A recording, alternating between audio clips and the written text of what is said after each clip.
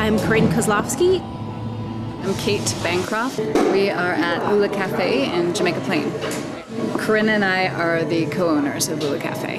It's been terrifying and rewarding and more challenging than anything that I ever possibly could have imagined. I've been in public health field for a long time and was looking to get out of it. I was looking to do something different. And the coffee world was always my side gig when I was doing my career stuff. It was the thing that I loved to do when I was in grad school during the summers when I had extra time, or on the side of college classes and things like that.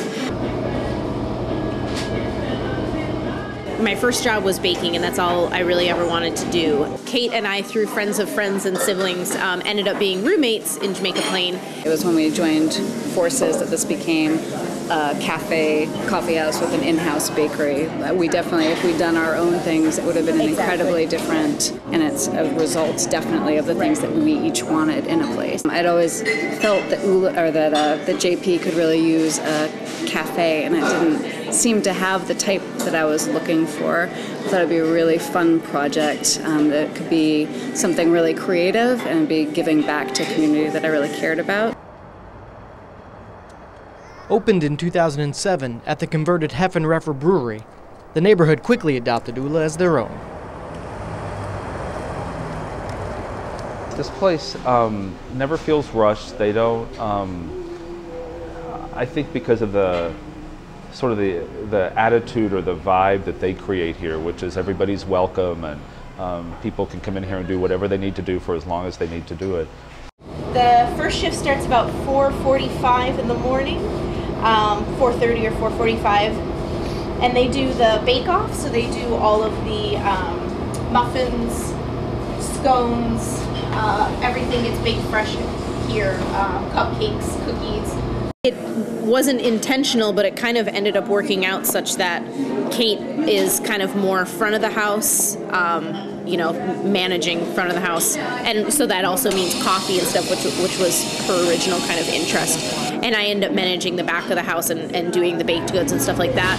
But then there's a million things that you didn't know that one of us was going to need to do before we open. And so then those kind of fell, just depending on who could pick it up. And the one kind of niche that we thought that we could fill was that we could have a lot of seating and have a lot of parking. Neither of us had ever opened our own place at all. I mean, the learning curve was so steep. The build-out process, it took so much longer than we expected. Our sign outside kept saying, coming. It started with coming this fall. Coming this fall. Optimistically. And then it was like, coming soon. Coming soon. And then it was like, coming next year.